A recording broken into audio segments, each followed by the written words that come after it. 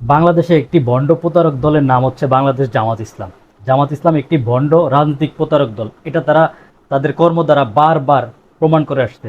Recent ঘটে যাওয়া একটি ঘটনা, ডক্টর শফিকুর রহমান জামায়াতের আমির একটি চিঠি পররাষ্ট্র মন্ত্রণালয়ে পাঠান।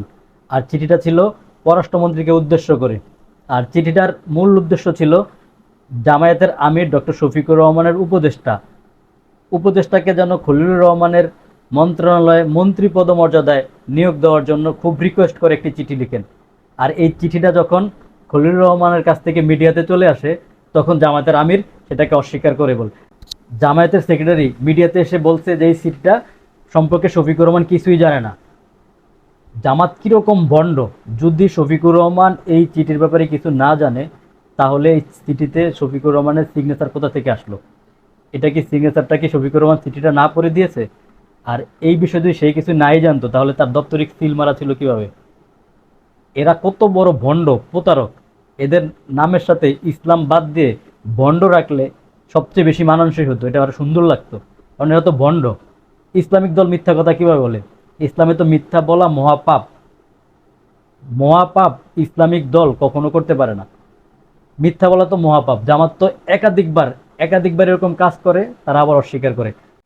জামাত এই কাজ শুধু এইবারই প্রথম করছে এরকম না, কিন্তু বাংলাদেশ সৃষ্টির প্রথম থেকেই, বাংলাদেশ সৃষ্টির আগ থেকেই জামাত ইসলাম একাধিকবার এরকম কাজ করছে। পাবলিকের সাথে ইমোশন নিয়ে জামাত ইসলাম খেলা করতেছে। যখন কোনো কথা বলবে, কোনো কাজ করবে, যখন দেখবে জনগণের প্রশ্নের মুখে পড়ছে, তোপের মুখে পড়ছে, তখন সেই কথা অস্বীকার করবে বলে এটা আমরা বলি নাই।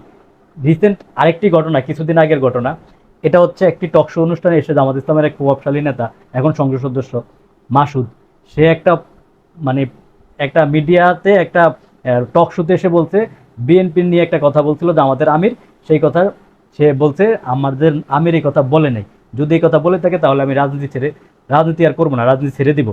কিন্তু ওই টক শোতে যখন তাকে প্রমাণ দেখানো হয়েছে, ভিডিওতে একটা প্রমাণ দেখানো হয়েছে, তারপরে সে মানে তার মুখ থুবড়ে পড়ছে।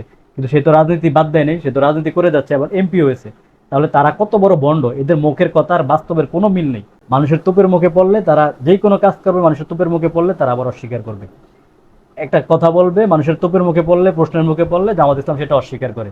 এটা কি করে ইসলামিক দল হতে পারে? ইসলামিক দল তো মিথ্যা বলবে না। ইসলামিক দল হলে কেউ কখনো মিথ্যা বলবে না। তাহলে তারা কেন মিথ্যা কথা বলে? কারণ তারা ইসলামিক দল না, তারা ভণ্ড প্রতারক। তারা তো ইসলাম নিয়ে ব্যবসা করে, ইসলাম নিয়ে বাণিজ্য করে।